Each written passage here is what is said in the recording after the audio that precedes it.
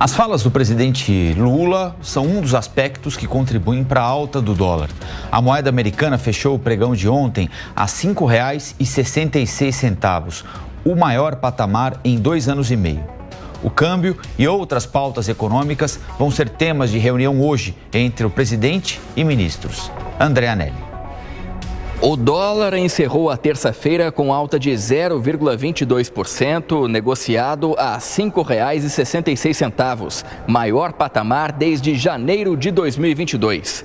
Ao longo do dia, a moeda americana chegou a atingir R$ 5,70, mais uma vez pressionada por fatores externos e também por conta de novas falas do presidente da República. Dessa vez, em entrevista à Rádio Sociedade da Bahia, o presidente admitiu que a cotação do dólar preocupa o governo, mas atribuiu a alta ao que ele chamou de especulação. Apesar das preocupações dos analistas em relação à conduta da política econômica do governo, o presidente voltou a criticar o comando do Banco Central, Roberto Campos Neto, especificamente o presidente da autarquia, e afirmou que pretende fazer uma reunião para debater a alta do dólar.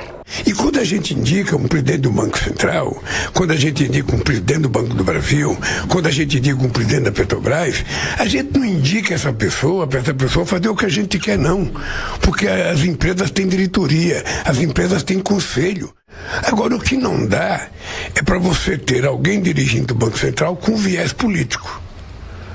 Sabe? Definitivamente eu acho que ele tem um viés político. Agora, veja, eu não posso fazer nada, porque ele é o presidente do Banco Central, ele tem um mandato, ele foi eleito pelo Senado, eu tenho que esperar terminar o mandato e indicar alguém. O ministro da Fazenda, Fernando Haddad, também comentou a alta do dólar e negou a possibilidade de reduzir o imposto sobre operações financeiras, o IOF, que incide no câmbio para conter a escalada da moeda americana. Segundo ele, neste momento é necessário ajustar a comunicação em relação ao Banco Central e também ao arcabouço fiscal para o controle do crescimento das contas públicas. Eu acredito que o melhor a fazer é acertar a comunicação, tanto em relação à autonomia do Banco Central, como o presidente fez hoje de manhã, quanto em relação ao arcabouço fiscal. Não vejo nada fora disso, autonomia do Banco Central e rigidez do arcabouço fiscal. É isso que vai tranquilizar as pessoas. A ministra do Planejamento e Orçamento, Simone Tebet, defendeu uma mudança no mandato de presidente do Banco Central para evitar que o nome escolhido por um governo anterior passe 2 anos no cargo durante uma nova gestão do Executivo. Apesar dessas críticas, a ministra saiu em defesa da autonomia do Banco Central. É saudável a autonomia do Banco Central, mas eu questionei esses 2 anos de um presidente de um Banco Central de governos passados. Eu fiz esse questionamento aqui. Acho que 1 ano é mais do que suficiente, que é o tempo de se adequar e passar o bastão. Mas, repito, não é porque isso significa haver interferência do Executivo ou do Legislativo no Banco Central. Isso não é permitido, porque a autonomia do Banco Central está aí, agora era um preceito constitucional da qual eu, inclusive, comungo, e o governo sabe disso. Mas realmente 2 anos, eu acho que cria esse estresse, cria esse ruído, está mostrando que, de alguma forma, eu posso ter tido razão quando questionei alguns colegas sobre isso. Atualmente, o mandato para o Banco Central dura 4 anos e começa na metade de um governo. O ex-presidente Bolsonaro, por exemplo, assumiu a presidência em 2019 e indicou Campos Neto em 2020, com mandato até o final de 2024. Já o atual presidente assumiu o executivo em janeiro de 2023 e só vai poder fazer a troca no comando da autarquia no dia 31 de dezembro, quando termina o atual mandato. O mais cotado para assumir a vaga é Gabriel Galípolo, diretor de política monetária do Banco Central e que tem proximidade com o atual chefe do Executivo, apesar de ter votado junto com Campos Neto na última decisão do Copom, o Comitê de Política Monetária, que manteve a taxa básica de juros, a Selic, em 10,5% ao ano.